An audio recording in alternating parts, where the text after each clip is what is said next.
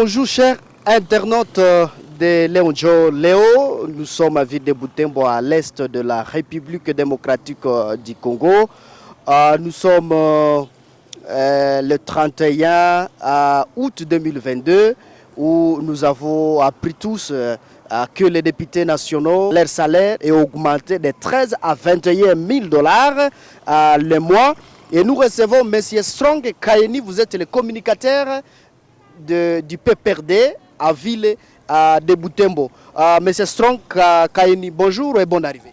Oui, nous vous remercions, monsieur le journaliste. Nous disons merci de cet accueil, mais aussi nous voulons vous remercier parce que vous êtes en train de toucher maintenant la question nationale, une question qui défraie la chronique chez tout le monde. C'est tout le secteur qui est touché, le secteur budgétaire. Et là, nous voulons juste parler de la question qui concerne l'augmentation de la prime allouée à nos députés nationaux. Et comme vous venez de le dire, c'est vraiment un scandale budgétaire dans notre pays, la République démocratique du Congo. Monsieur Strong Kaini, vous suivez de près et de loin cette situation de la République démocratique du Congo. Avec vous, comment appréciez-vous l'augmentation de l'émolument de députés nationaux de 13 000 à 21 000 dollars les mois? Bon, l'appréciation, c'est seulement dire que nous sommes en train de vivre un calvaire en République démocratique du Congo, parce que vous savez que tout d'abord, c'est un pays que tout le monde jette à la poubelle, parce qu'il y a la mégestion. C'est un pays aussi que tout le monde jette à la poubelle, parce que l'organisation politique est au rabais. Et c'est un pays que tout le monde jette à la poubelle parce qu'il n'y a pas la rationalité pour ce qui est de la gestion de la chose publique. Et voilà qu'aujourd'hui, alors que la population ou le peuple au niveau de l'Est est en train de pleurer parce qu'il y a la question de l'insécurité et que le budget alloué même dans les départements de l'armée ou dans la défense, c'est un budget qui saigne et qui est maintenant une institution qui voudrait bien amasser tout le trésor et tout le montant afin de pouvoir remplir seulement les désirs privés et laisser à ciel ouvert la défense du pays, parce que l'armée aujourd'hui, s'il faut revenir à cette question-là, l'armée vraiment est en train de pleurer parce qu'il n'y a pas. La logistique est vraiment atrophiée par rapport à l'usage abusif de la caisse nationale ou du budget national. Et voilà qu'aujourd'hui, on s'amuse encore dans ces ridicules. Nous sommes plongés vraiment dans une situation qui ne dit pas son nom. Et c'est un scandale que nous vivons aujourd'hui avec le gouvernement actuel, surtout avec les institutions actuelles. Et on ne sait pas effectivement si la personne qui a cette mobilité-là de défendre et de donner la bonne impression du bon fonctionnement des institutions de la République peut aller jusqu'à ce niveau. Sinon, faire un aveu seulement de l'incapacité et de l'incompétence. Oui, Monsieur Strong Kaini, je sais que vous êtes bien belle. Vous êtes donc bien formé sur cette situation de la République démocratique du Congo. Vous savez que nous traversons un calvaire. Et est-ce que c'est ce qui serait la priorité à l'égard de beaucoup d'autres secteurs qui souffrent d'efforts à la République démocratique du Congo, Monsieur Strong? Et tout justement, on venait de donner une carte d'une manière globale. Et la carte a révélé aussi que dans tous les secteurs en République démocratique du Congo, il y a des difficultés et des problèmes. Si vous touchez le problème politique, le secteur politique, il y a un grand problème là-dedans. Si vous touchez l'aspect éducatif, là, n'en parlons même pas. Allez dans l'aspect social, là, c'est vraiment le panier du ménagère qui saigne. Et aller au-delà même dans les secteurs aussi de santé, là, on n'en parle pas. La défense, là, maintenant, c'est la question de l'heure. Et l'heure qui aujourd'hui amène tout le monde maintenant à un déséquilibre social. Ce n'est pas seulement un déséquilibre social, le déséquilibre psychologique, le déséquilibre aussi dans tout le domaine. Et donc, aujourd'hui, ce qui est prioritaire, c'est la paix en République démocratique du Congo. Et quand nous parlons de la paix, nous voyons déjà le mouvement ou la force contraignante de l'État. Et qu'aujourd'hui, maintenant, quelqu'un parle d'un secteur qui sera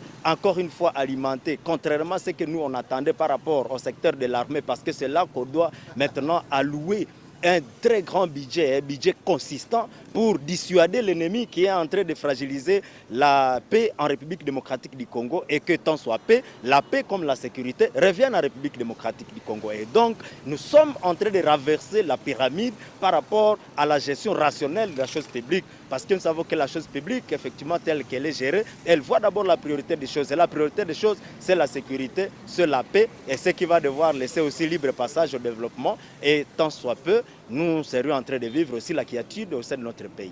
Mais vous savez, M. Strong, il y a plus de 2 mois que le M23, RDF sont toujours à Bunagana et tantôt l'armée disent en tout cas, ils n'ont pas des armes lourdes comme les rebelles, les terroristes M23. Mais voilà, au lieu de soutenir, au lieu de donner l'argent dans le secteur d'armée pour que la paix revienne, on donne aux juges mieux de donner ça donc aux députés nationaux. Vous personnellement, quand vous analysez, quand vous voyez les M23 contrôler Bunagana plus de 2 mois, ils sont là, quel est votre point de vue? En fait, c'est ce que je suis en train de dire. Nous sommes en face des institutions incompétentes par rapport à la question de l'heure. Ce qui écume aujourd'hui la République démocratique du Congo et qui défraie la chronique dans tous les secteurs, c'est le problème de la défense. La défense aujourd'hui fragilisée par l'entrée intempestive des troupes étrangères, voire des soulèvements et des mouvements aussi qui circulent dans l'Est de la République en toute quiétude. Et maintenant qu'aujourd'hui, qu'on est maintenant en proie d'une insécurité totale, on se voit maintenant en face de quelqu'un qui veut allouer tout un budget de toute une république aux gens qui, effectivement, qui parlent pour la cause générale, mais qui ne constituent pas aussi la majorité dans le problème de la République démocratique aujourd'hui. Parce que le problème en majorité en République démocratique du Congo aujourd'hui, c'est la sécurité et la paix. Vous venez déjà le dire, depuis plus de 2 mois, la partie de Rutshuru dans ce territoire, précisément Bunagana, c'est une partie qui est assiégée depuis plus de 2 mois et personne n'en parle. Et qu'aujourd'hui on dise que non, nous sommes maintenant en train de réfléchir comment foutre hors d'état de nuire ces ennemis-là, ces éléments agresseurs qui sont venus pour intriguer notre pays et assiéger notre pays. Et maintenant on se dit, on est même en termes de la logistique. Il y a les forces armées de la République démocratique du Congo qui décrochent, qui raccrochent, parce qu'il n'y a pas d'armes, il n'y a pas de munitions, l'armure est au rabais. Et maintenant, quelqu'un vous dise qu'aujourd'hui, on vient d'augmenter maintenant de 7 millions de dollars pour ce qui est de la prime des députés nationaux. Je crois que c'est irrationnel, mais c'est ridicule aussi pour le gouvernement actuel. Oui, M. Strong, avant peut-être de vous laisser, quel est le message au gouvernement et à la population de l'Est qui souffre à travers les atrocités? Moi, je crois que le gouvernement doit être rationnel par rapport à la mission que nous lui avions attribuée.